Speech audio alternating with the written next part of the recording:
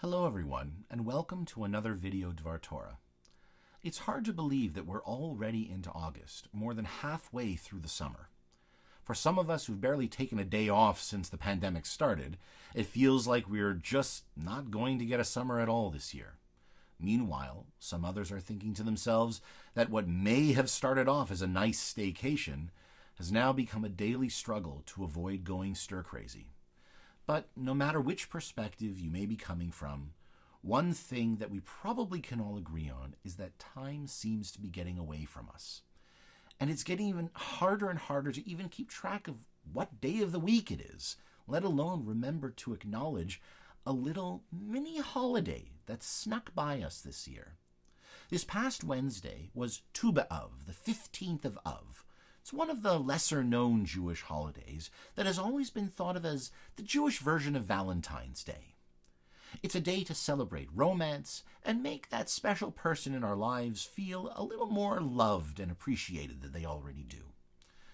But even though this video may be reaching some of you a little bit after the fact, I thought it would be nice and hopefully make us feel a little bit more grounded and normal to acknowledge the holiday and learn a little bit about it. And as it so happens, the story of Tu B'Av is quite mind-blowing as it raises a lot of difficult questions and even helps us engage in discussion about some important social issues in our modern world. The earliest historical mention of Tu B'Av in rabbinic literature comes from the Mishnah, in which the great sage Rabbi Shimon ben Gamliel claims that, quote, "There were no days of joy in Israel greater than the 15th of Av and Yom Kippur. On these days the daughters of Jerusalem would go out in borrowed white garments in order not to shame anyone who had none, and they would come out and dance in the vineyards, and what would they say? They would say, 'Young man, lift up your eyes and see what you choose for yourself.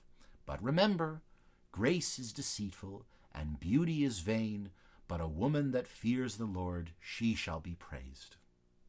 It sounds so wholesome and beautiful, and I would even say Disney-esque, as we imagine a scene of young girls dancing in a vineyard dressed in white. One maiden with long dark hair catches the eye of a dashingly handsome young man.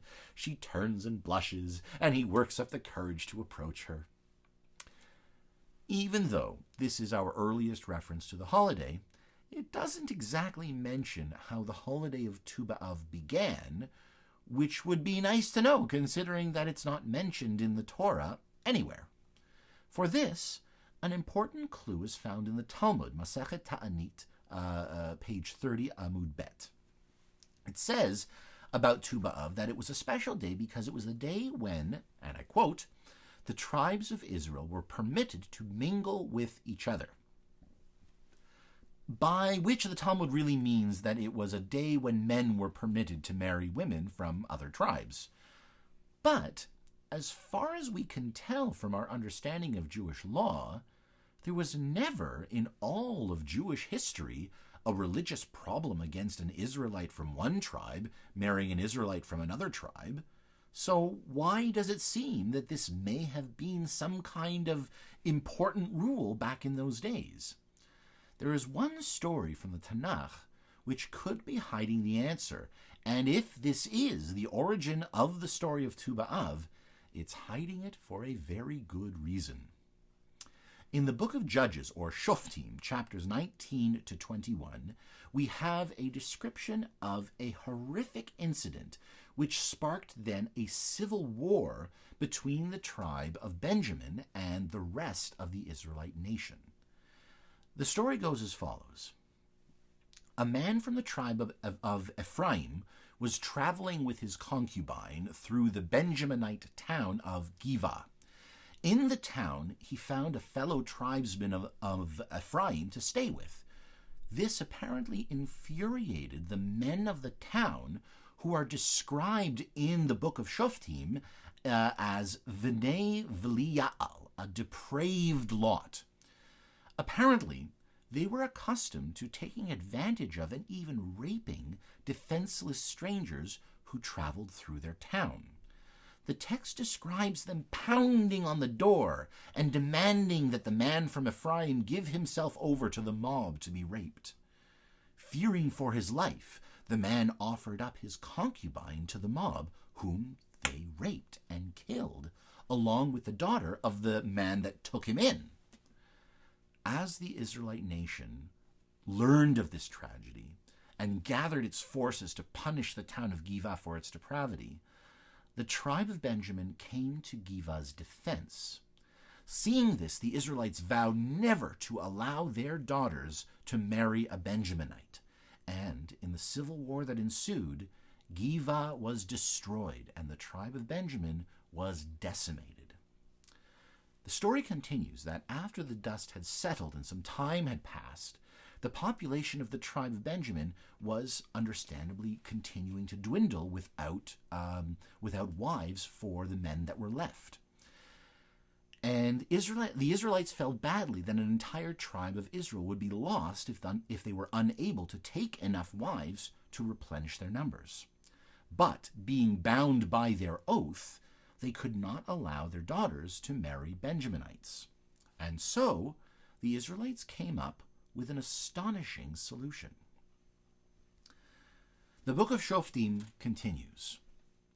Vayomru, Hine Chag Adonai b'Shilo.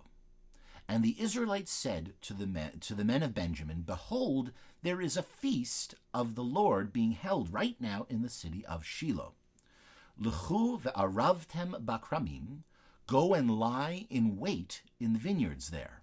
Ureitem v'hine im yetz'u v'not Shiloh lachu b'mcholot, v'titzatem min hakramim, v'chataftem lachem ish ishto mibnot Shiloh, v'halachtem eretz binyamin.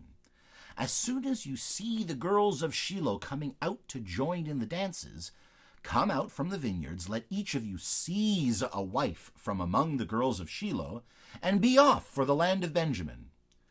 V'haya ki yavo'u avotam oachehem lariv elenu, ve'amarnu alehem chanunu otam, ki lo lakachnu ish ishto b'milchama, ki lo atem natatem lahem ke'et teshamu. And if their fathers or brothers come to us to complain, we shall say to them, Be generous to them for our sake. We could not provide any of them with a wife on account of the war. And if you would have incurred guilt on account of your oath, and you would have incurred guilt on account of your oath if you yourselves had given them wives. And there you go, a cheery solution to a difficult problem. Nope, not going there. But we can at least be somewhat comforted that the text itself actually does, in a strange way, acknowledge the awkwardness of this solution, as the story ends with a heavily implied shoulder shrug. Bayamim hahem ein melech b'Yisrael. Ish hayashar be'einav ya'aseh. In those days, there was no king in Israel, and everyone did as he pleased. Today, obviously, Tu B'Av is not celebrated with mass kidnappings, and unsurprisingly, this sordid Me Too moment in Jewish history has been all but whitewashed from general Jewish learning. You can even look up Tu B'Av on any of the usual internet sites that offer insights and explanations about the various Jewish holidays, and you won't find it, apart maybe from a vague comment that suggests looking it up in the book of Judges for yourself.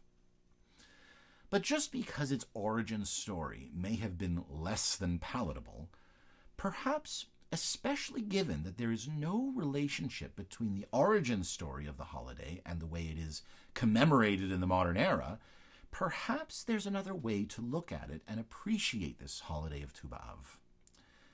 In the story from the book of Judges, it is clear that some annual holiday for God was already being celebrated in the city of Shiloh, one which the Benjaminites were able to take advantage of when the young women were expected to come out into the vineyards and dance. What sort of holiday were they celebrating? In some Jewish communities, Tu B'Av is celebrated with extra time given to Torah study, particularly on the theme of love, not only romantic love, but also fraternal love and the love between God and the Jewish people. Tu B'Av always falls shortly after the summer solstice, when the days begin to get shorter.